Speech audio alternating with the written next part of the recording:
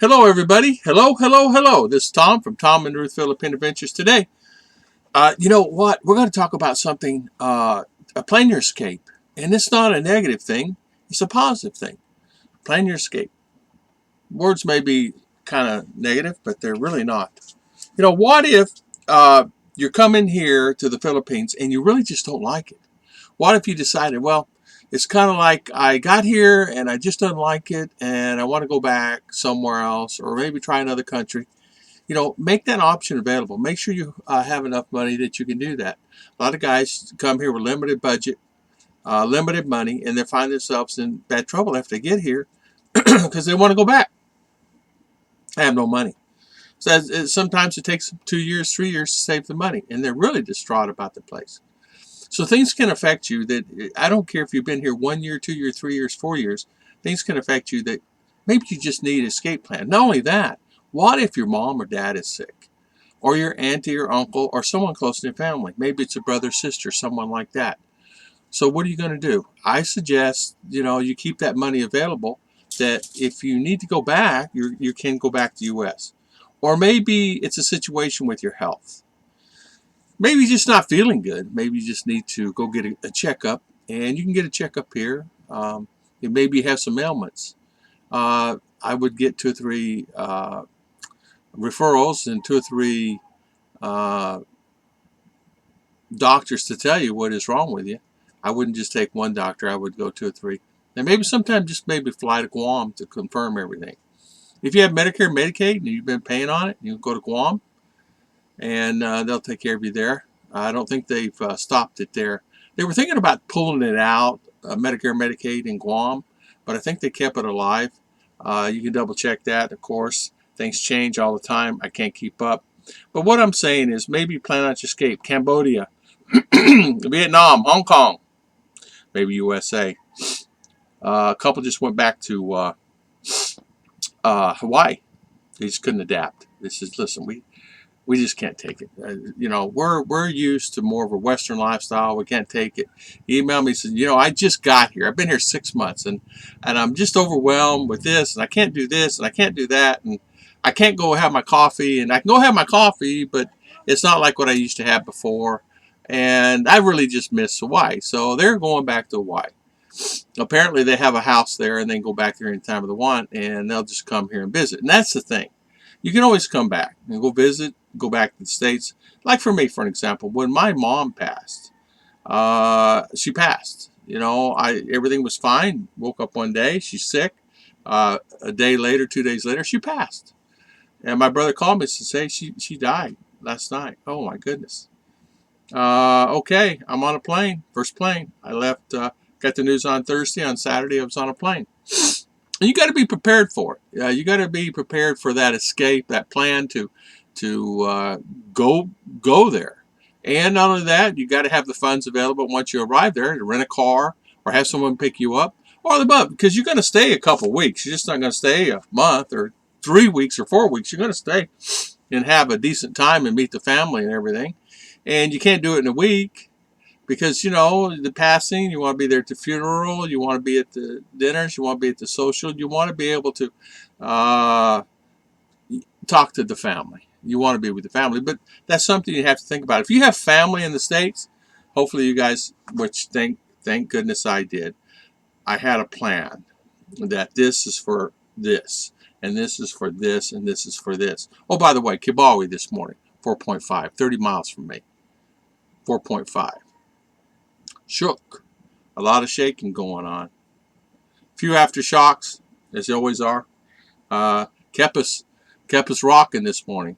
But Ruth is in the other room and she's yelling out, "Daddy, Daddy!" I said, "I know, I feel it, I feel it." So when you're standing up, it can knock you on the ground. Anyway, boredom is what happened to the guy. My friend also, his name's Carlo. He couldn't adapt here. A different guy than the guy who went back to Hawaii. His name is John. Him and his wife went back to. They're Filipino, married to Filipina. Carlos married to Filipina, and he said, "I think I'll just go to Cambodia. I'll go to another island. I'll go somewhere else. But I'll end up back in New York." And he says, "I will end up back in New York. It's just not a life for me. I'm going to test the other countries a few months and see if I like it. I gave Philippines a test, and for me personally, it's not for me. And I said, yeah, it's not for everybody, but you have to keep your eyes open and be prepared for it. But you can always come back. It gives availability to come back. If you're married to Filipina, get the 13A so you can come in and out of here anytime you want, and you can travel anywhere you want. And it'll cost you $400, $500, $600, depending. They've changed the rules on that recently, and so it was 400. It ended up being 600, I think. Now is what we ended up paying. And how I know this? We paid it this year. I had to re-up all my stuff, and they had new rules, and I had to submit all new paperwork, and I had to go through the interview process again. So, and before the interview, I had to pay 9,000 peso, which is $180. I already paid all the other. So, as you know, you want to kind of get out. Some people, like I said, really can't adapt. They just have a hard time kind of dealing with a lot of stuff here, and you don't really realize because sometimes the money, the family can be a burden. I'm lucky I don't have that. I don't have that problem with the family is burdening me with, can I borrow money or anything like that, or they're here every day. A friend of mine left back in June, and that was his problem. The family was always there asking for money. They were partying, drinking every night around his house, and it got to the point it was overwhelming for him. And he said, I just can't take it here anymore. If this is my life, it's going to be like this the rest of my life.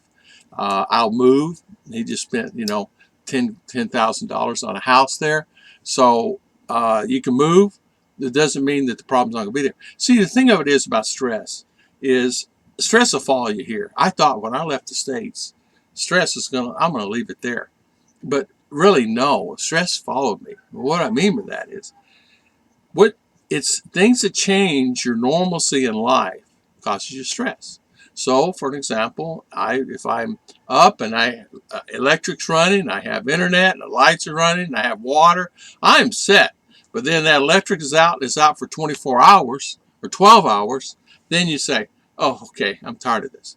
Or you just get to the situation, the point, karaoke and drinking all night, and they're finding out in the parking lot, having an argument, maybe not fighting, fist fighting. But we've had some fist fights here. Not here on my property, but out here in the street.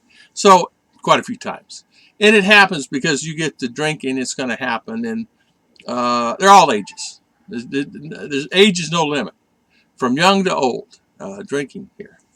Young, very young, very, very, very young, under 18, all the way up. So you have to kind of be prepared for that. Now, I'm in a province. A city, you still got to be prepared for it. Because as many times Ruth and I have stayed at places where it's happened there too. Karaoke, the roosters. Just because you have a big, beautiful building in front, and maybe one next to you, and one right behind you, and one in front of you, and one in front of that, does not mean there's not roosters over here. Does not mean roosters don't get over here on the fence and go all over the place. So it just happens.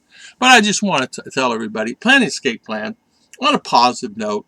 Just even if you just slide back $100 a month for a few months, $200 a month, $300 a month, plan your escape for you and your Filipina, or plan your future enough that if you passed, what's going to happen to your Filipina if you're gone?